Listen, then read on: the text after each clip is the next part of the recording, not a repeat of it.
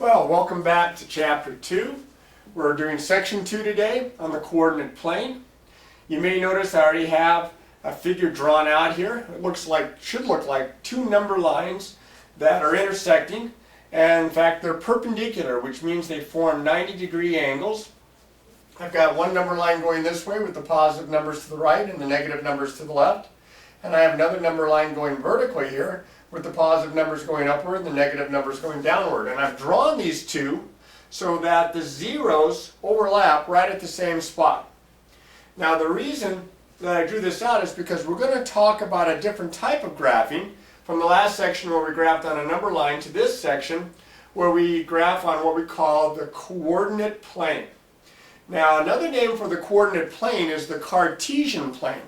And it's named that because the mathematician who was given credit for coming up with this information, coming up with these ideas and the work and the study that he did with them, was a mathematician that lived in the late 1500s and early 1600s by the name of René Descartes. And Descartes was actually, his work was much more expansive than what I'm going to show you today, but that's the reason why he's given the honor that this is sometimes called, from his last name, the Cartesian plane. Now you'll notice here that I have two number lines, one that's horizontal and one that's vertical. The one that's horizontal is called an axis. In fact, it's usually referred to as either the horizontal axis or the x-axis. Notice I have some vocabulary over here on the right. The vertical axis here is referred to as the vertical axis or the y-axis. Most of the equations that we'll be dealing with later on that involve two variables involve the variables x and y. And that's typically why we have a number line for each variable, one for the x and one for the y. Where the number lines intersect, here at 0 for both, is called the origin. And you'll notice that the number lines divide the plane up, the surface up, into four regions or quadrants. This is quadrant 1, this is quadrant 2, this is quadrant 3 down here, and this is quadrant 4. You may notice that I labeled them with Roman numerals, which is the traditional way to do so. Now what we're going to do is we're going to look at solutions to equations that have two variables. And because there are two variables, there's going to be two parts to the solution. Now we're not going to solve any of those equations yet, but what we're going to do is we're going to look at how to write these solutions down as what we call an ordered pair. An ordered pair. Now both words mean something here. A pair because it's going to be a pair of numbers, a number for the x and a number for the y. And the ordered part is because the order of the pair is very important. We're going to write the ordered pairs with parentheses around them, and we're going to separate them with a comma.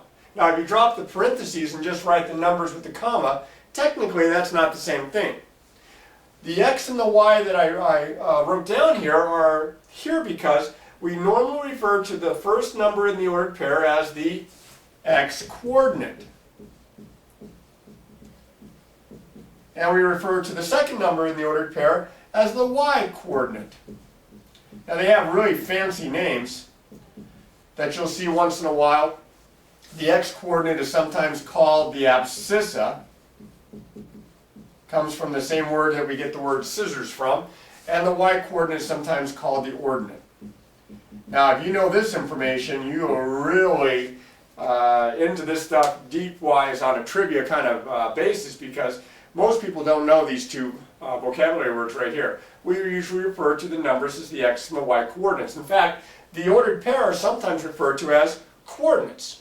Plural, coordinates. So now what I'm going to do is I'm going to try to show you what I mean by an ordered pair. I'm going to write an example down. 5, 2. Now this ordered pair has an x-coordinate of 5 and a y-coordinate of 2. So what we kind of do is we find the x value of 5 on the x-axis and the y value of 2 on the y-axis. And from the x-axis I go upward or downward, and from the y-axis I go right or left till I meet. And that would be over here somewhere. In fact, it would be right around here. I'll call this point here point A. And I'll put an A next to this one. Now, this is the graph of the ordered pair. And the ordered pair are known as the coordinates of the point. So they kind of go hand in hand. When my grandson is standing next to me, he looks at me and says, "You're my grandfather." I look at him and I say, "You're my grandson." It's all the perspective. This point looks at this ordered pair and says, "You're my coordinates." This ordered pair looks at this point and says, "You're my graph." So this is the graph right here, and these are the coordinates of that point. Now, as you can see, point A is in quadrant 1. So you can identify what quadrant it's in, again, using the Roman numerals here. Okay? Now this is getting a little bit messy here, so what I'm going to do is I'm going to clear some of this out, and I'm going to draw another set of axes, and we're going to talk about graphing other ordered pairs and what quadrants they're in, and or if we have a point graphed, what their coordinates would be. So I got to clear this off here, so if you give me just a second. There, that's much better. Alright, as you can see here, I have 5 ordered pairs listed, and I've named them B, C, D, E, and F. What I'm going to do now is I'm going to graph these ordered pairs onto the coordinate plane.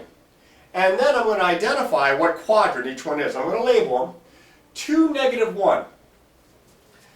Here's an easy way to do this. Start at the origin. The first number tells you how much to go right or left. I'm going to go 2 spaces to the right. The second number tells you how much to go upward or downward. I'm going to go downward 1 spot from where I left off, and it's right here. So I put a dot big enough that I can see it, and I'm going to label it B.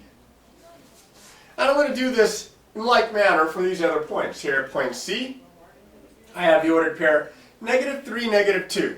So from the origin, I'm going to go 3 to the left, because it's -3 here, and then I'm going to go down 2 spots here. At least I'm going to try to. Kind of eyeballing this. There we go. And this would be point C. There we go. Now we can see it's point C a little bit better.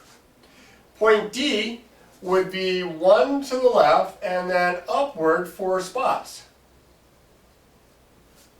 Now these two are kind of different looking. Point E and point F have one of the coordinates as a 0. Here it's the x coordinate and here it's the y coordinate. So on the x coordinate, that tells me I'm going to go 0 to the right or left, which means I'm going to stay right at the origin. But then the second number tells me I'm going to go up 2 spaces to right here. So I'll put a dot right here. And I'll put E here. Oops, I forgot to put D here for the last one.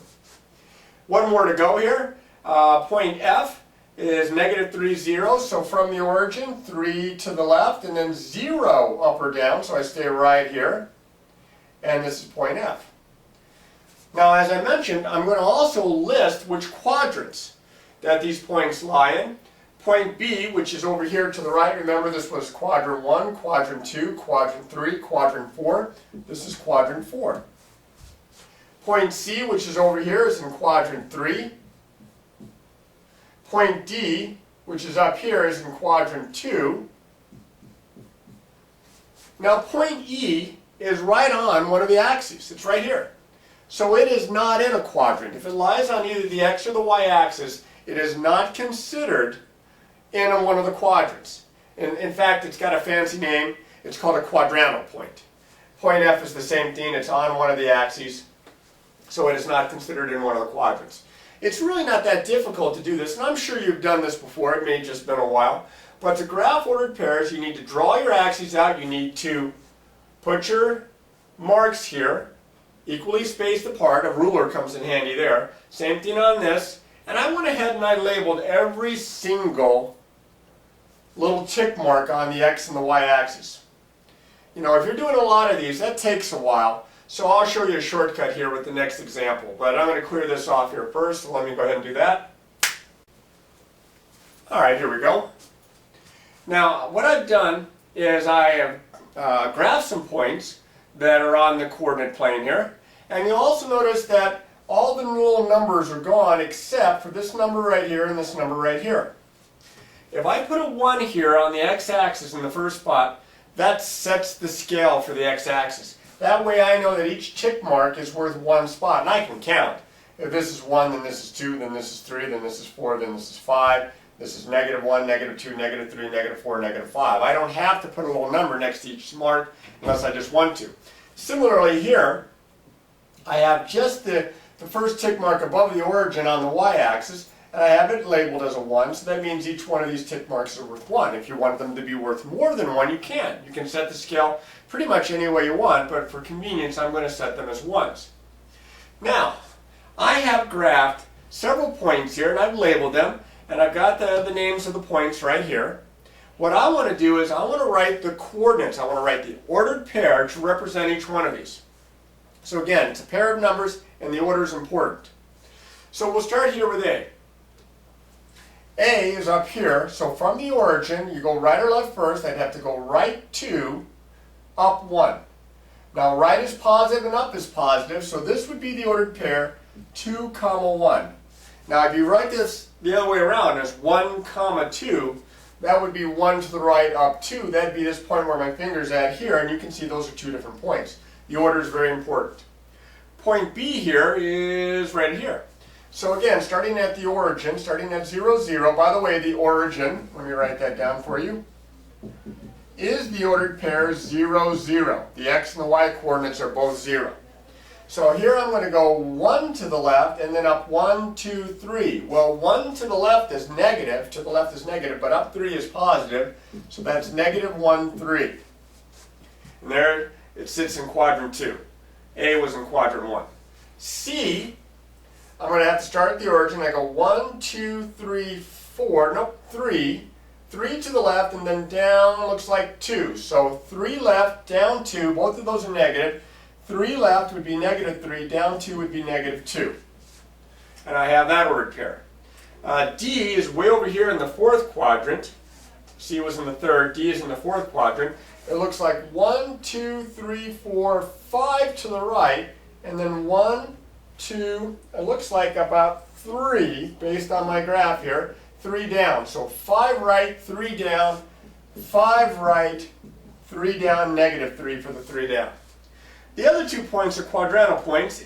E is on the y-axis here, and it's 1 below the origin, so I go 0 to the right or left, I go down 1 spot, so that's going to be 0, negative 1. Any point on the y-axis has an x-coordinate of 0, always. And correspondingly, if you look at point F over here, there's a tick mark there, you just can't see it. That's 1, 2, 3, 4 places to the right, 0 up or down, so that would be the ordered pair 4, 0.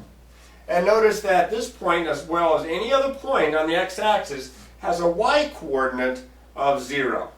So there's a few things I want you to be able to do. I want you to be able to graph ordered pairs as points. I want you to be able to tell me what quadrants they're in. And I also want you to be able to give me the ordered pairs if I give you the graphs. That's not that bad. And there are many, many, many applications. And we'll get to some of them.